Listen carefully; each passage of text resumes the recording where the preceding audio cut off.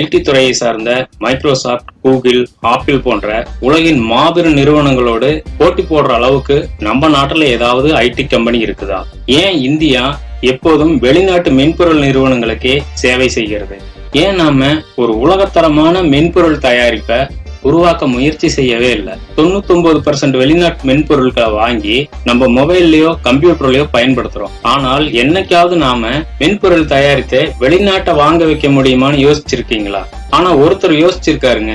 யோசித்ததோட மட்டுமில்ல, அதாவது உலகத்தோட மிகப்பெரிய கார்ப்பரேட் நிறுவனங்கள் எல்லாம் அமெரிக்காவின் சிலிக்கான் பள்ளத்தாக்கில் இருந்து மட்டும்தான் வர முடியும் என்ற எழுதப்படாத விதியை ஒரே ஒரு இந்தியர், அதுவும் குறிப்பாக ஒரு தமிழர், தனது கிராமத்து வீட்டிலிருந்தே உடைச்செறிஞ்சிருக்கார். பன்னாட்டு மென்பொருள் நிறுவனங்களின் பிடியில் சிக்கியிருந்த இந்திய ஐடி துறைக்குள் சத்தமே இல்லாமல் ஒரு சுதேசி மென்பொருள் நிறுவனத்தை உருவாக்கி ஒரு ஐடி புரட்சியை ஏற்படுத்தி இருக்கிறார்.